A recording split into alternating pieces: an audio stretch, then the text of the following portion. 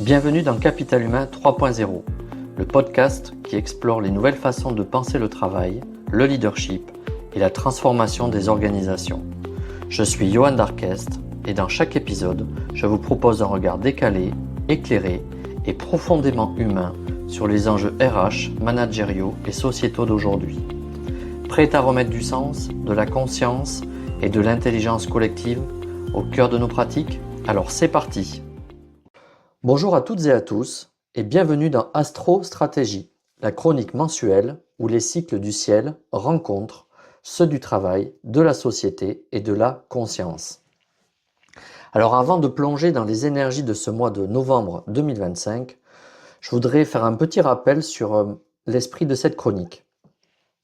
Alors l'astrologie dont je parle ici n'est pas prédictive et ça c'est important à bien avoir en tête.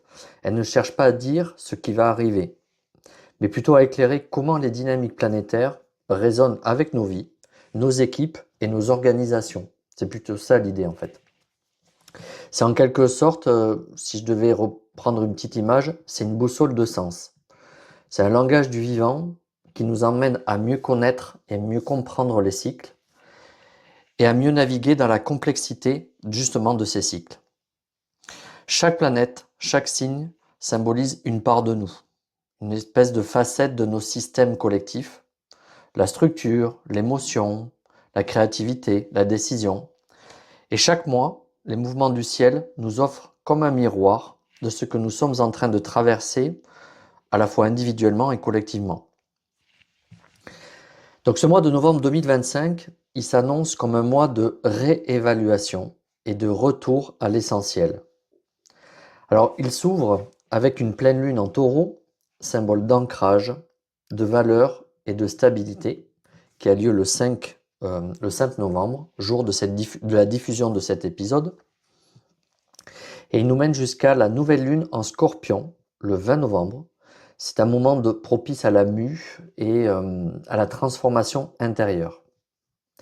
Et dès le 22 novembre, le soleil, lui, va rentrer en Sagittaire, apportant un souffle d'ouverture, de sens et de direction. Dans le ciel, Jupiter rétrograde en Cancer. Et cet aspect nous rappelle le besoin de sécurité émotionnelle et de solidarité. Mars, lui, en Sagittaire, opposé à Uranus en Gémeaux, lui, ça symbolise, cette configuration, ça symbolise la tension entre à la fois l'envie d'agir, et à la fois le besoin d'innover sans se disperser. Enfin, le Soleil, qui est en trigone en Jupiter, c'est le grand vent de confiance qui nous porte si nous restons alignés. Et sur Terre, il y a un signe fort. Alors, il a échappé à très peu de gens, je pense, parce qu'aujourd'hui, il y a beaucoup de couverture médiatique. Mais il y a un succès inattendu, c'est celui du film Le Sacré-Cœur. Alors, c'est un film qui, au-delà de son intrigue, peu importe les connotations qu'on veut y mettre derrière, mais ce que je trouve intéressant pour l'avoir vu hier soir, justement, c'est que ça témoigne d'un retour collectif au sens, à la foi et à la beauté du vivant. Alors pas au sens religieux du terme, même s'il y a des connotations qui peuvent être religieuses, mais c'est pas que ça. Moi, ce que je constate de mon prisme de lecture par rapport à cet événement médiatique, c'est que c'est comme une invitation à réhabiliter la dimension du sacré dans nos vies quotidiennes, dans le sens noble, dans le travail, dans la coopération, dans la reliance, dans la création, dans nos relations interpersonnelles. Donc c'est un petit peu tout ça que ça vient mettre en exergue et du coup le mois de novembre avec ces configurations astrales sont vraiment propices à ça. Donc ce film, Le Sacré-Cœur, est comme peut-être comment on pourrait dire, symbolise un archétype concret du coup, qui est visible par tout le monde, de ces configurations-là. Alors, j'ai décidé cette fois-ci, pour cette chronique-là, de le séparer en trois parties pour que ça soit assez distinct. La première partie, c'est que je vous parlais un peu des énergies du mois. J'ai commencé un peu en introduction, mais je voudrais parler avec vous de la notion de matière et de sens. Comme je vous l'ai dit en introduction, la pleine lune se situe en Taureau, qui a lieu le 5 novembre, en tout début de mois, et ça met en lumière ce qui nous nourrit, au sens très large. Donc, cette pleine lune en Taureau, elle nous interroge sur plusieurs aspects, et notamment sur la valeur, celle de notre temps, celle de notre énergie et celle de notre travail. Le Taureau, lui, c'est le signe du concret, du tangible, celui qui a les pieds sur terre, bien ancré.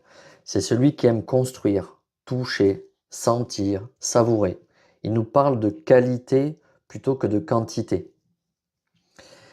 Et avec Jupiter, comme je vous ai dit, qui est en rétrograde en Cancer, cette quête de valeur, elle s'accompagne d'une recherche de douceur, de lien, de stabilité émotionnelle. Pourtant, en arrière-plan, l'opposition entre Mars et Uranus vient un petit peu agiter et secouer tout ça. Mars, d'un côté, lui, il veut avancer, et Uranus, lui, veut libérer. Donc le résultat qu'on peut constater, c'est de la tension, de l'imprévu et de l'agitation. Alors dans le monde professionnel, cela peut se traduire par exemple par des désirs de rupture au sens large. Rupture avec des projets, rupture de contrat de travail, rupture de vision, de fournisseurs, ça peut être plein de choses. De nouveautés aussi. Ou au contraire, par un besoin urgent de retrouver un ancrage solide. Donc le message du mois, il est clair, c'est ralentir pour ressentir. Voilà ce que je peux vous dire des configurations sur ces notions-là. Après, ce qui me vient aussi, c'est de revenir au corps et à la respiration, à ce qui nous fait du bien et donne du sens à nos actions. Alors pour les dirigeants et les RH qui nous écoutent, cette période-là, novembre, c'est une invitation à peut-être revisiter tout ce qui est santé au travail, la QVCT, qualité de vie, conditions de travail, à reconsidérer le rythme de vos équipes, à cultiver la cohérence plutôt que la performance à tout prix. Ça permet de recentrer sur les bases, les fondamentaux. Même si on peut avoir des propensions à être agité, mais c'est important de revenir à ces fondamentaux. Alors dans une deuxième partie, je vais parler de résonance sociétale. Quelque part, c'est un réveil, je dirais, des valeurs essentielles. Voilà, je dirais ça comme ça. Alors, je vais reparler un petit peu du succès du film Sacré-Cœur, qui illustre à merveille cette vibration de Jupiter en Cancer. Donc, ce succès, il nous parle du besoin de chaleur humaine, de fraternité, de retrouver la dimension sensible du collectif. Et on le voit dans notre société, même à travers les médias, les grands médias, on voit que la population, de plus en plus, exprime ce besoin de retour à la chaleur humaine, de lien social, de fraternité. Et avec ce film, nous ne cherchons pas des dogmes, mais plutôt des repères intérieurs. Et c'est ce qui vient, pour l'avoir vu, je trouve, c'est ce qui met en exergue, selon mon point de vue, ça ne n'engage que moi, et il pointe ce besoin de repères intérieurs, de fondamentaux, de ce qui est immuable à travers les temps. Et nous avons besoin de foyers symboliques, ces espaces où on se sent accueilli, compris, soutenu. Et jusqu'au 21 novembre, l'énergie du Scorpion, ça nous pousse à plonger dans ces aspects-là. Aussi à regarder nos zones d'ombre. Le Scorpion, c'est par essence, c'est le signe où on va en profondeur. Dans la profondeur des cavernes, on vient chercher ce qui nous tiraille au fond de nous. Mais aussi notre essence, nos envies les plus profondes, nos aspirations les plus profondes. À regarder nos zones d'ombre et accepter les transformations intérieures. C'est un peu le temps de la mue. Et à partir du 22 novembre, le Sagittaire, lui, reprend le flambeau. Lui, le Sagittaire, c'est signe de feu, d'extérieur, où il fait place à la clarté, à la vision, à la transmission. Et avec le Soleil en trigone à Jupiter, mais il y a la lumière qui revient. Donc elle amplifie tout ce que nous choisissons de valoriser, notamment la solidarité, la confiance, la reliance, le soin du lien. On le ressent partout. Et vous pouvez le constater comme moi, dans les entreprises, dans les associations, les institutions. Le mot humain, ce n'est plus juste un slogan, ça devient vraiment une direction. On n'est pas dans des aspects d'approche cosmétique avec de la conscience washing. C'est pas un effet de mode, c'est vraiment une direction. Et on sent que ça devient des piliers de notre société, des organisations, des entreprises, etc. Donc ce mois, il marque la montée d'une nouvelle conscience, celle d'un monde du travail qui s'adoucit, plus humaniste, et qui cherche à faire ensemble, avec cœur et lucidité. On parle beaucoup d'intelligence collective en ce moment, notamment pour résoudre des problématiques liées au mal-être au travail, à la santé au travail, à la croissance. Donc l'intelligence collective, les idées par la base, par le terrain, c'est le pilier avec la notion de lien social. Voilà. On a besoin de revenir à ces fondamentaux. Alors dans une troisième partie, je vais me faire un petit focus sur les leviers RH et managériaux et comment donner corps aux valeurs. Donc la nouvelle lune en Scorpion du 20 novembre, je dirais que ça ouvre vraiment une nouvelle page. C'est le moment de poser les intentions, de transformer les prises de conscience en actions durables. Alors, moi ce que j'ai noté, c'est 3 leviers à vous proposer à explorer. Le premier levier, c'est réévaluer la valeur humaine, mesurer le fameux care, pas seulement la productivité. Regardez la confiance, l'appartenance, la santé émotionnelle aussi. Valoriser les métiers du lien, souvent invisibles mais essentiels. Le deuxième levier, ça serait canaliser l'énergie. Donc, vous avez vu, Mars et Uranus peuvent créer des tensions. On peut les utiliser pour, par exemple, innover, mais sans rompre. Pour libérer la parole tout en gardant un cadre protecteur. L'idée, c'est de ne pas tout balancer. Hein.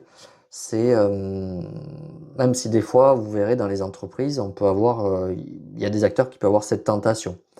Mais l'idée, en fait, c'est justement d'amener cette progressivité, consolider les choses essentielles et amener du nouveau.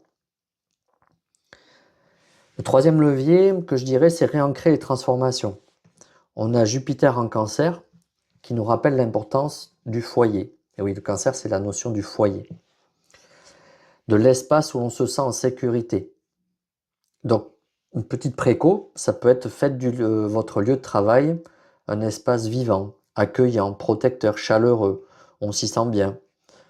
Célébrez, remerciez, prenez le temps de vous poser, de recréer ce lien avec des repas d'entreprise par exemple, ou créer des moments de convivialité dans des réunions de travail, mais de garder cette notion de foyer, de collectif.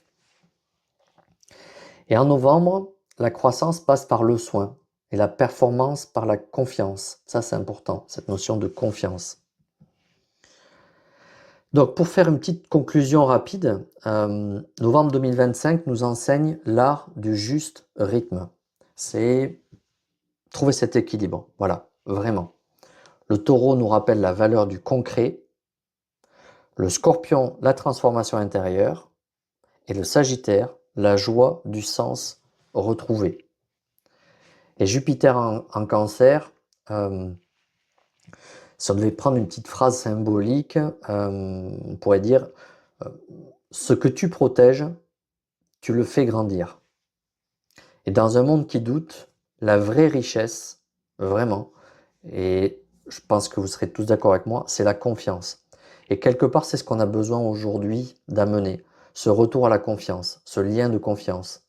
Il s'est effiloché au fur et à mesure du temps vers un individualisme accru. Et aujourd'hui, on a besoin de recréer du lien social, de recréer de l'intelligence collective. Et tout ça, ça passe par la notion de confiance, d'apprendre à déjà se faire confiance soi-même, mais aussi faire confiance à l'autre et s'ouvrir à l'autre. Donc dans un monde qui doute, la vraie richesse, comme je vous disais, c'est la confiance. Et peut-être que, je dirais, le film Le Sacré-Cœur de notre époque, c'est cette capacité à aimer ce qu'on bâtit ensemble. Voilà. Et ce qu'on bâtit ensemble, bien évidemment, il y a des aspects matériels, mais ce qu'on bâtit ensemble, c'est un collectif, c'est un savoir-vivre ensemble. C'est comprendre aussi les fonctionnements des autres, par leur programmation, par rapport à ce qu'ils ont vécu. C'est vraiment faire preuve d'humanisme au sens très large. Et je crois que pour bâtir cette nouvelle confiance, cette nouvelle, je ne sais pas si c'est le bon terme, mais pour revenir à de la confiance dans nos organisations, c'est d'apprendre à comprendre l'être humain, d'être tolérant dans nos aspects et de se recentrer sur des choses et des valeurs essentielles. Ça, c'est important. Alors, merci d'avoir écouté Astro Stratégie. Moi, je prends beaucoup de plaisir à faire ces chroniques parce que ça relie plein de sujets qui font écho en moi.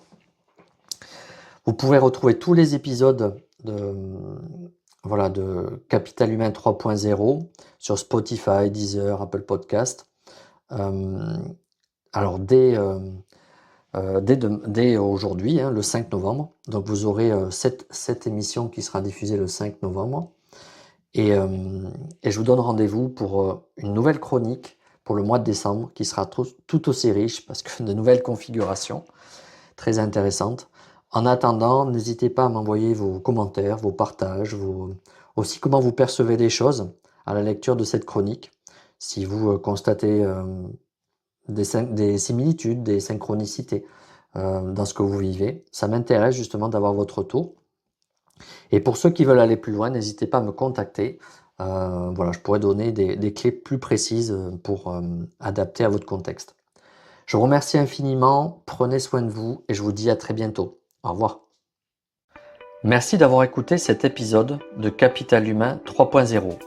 Si ce contenu vous a plu, je vous invite à vous abonner sur votre plateforme préférée et à laisser un avis ou un commentaire. C'est le meilleur moyen de soutenir le podcast et bien sûr de le faire rayonner.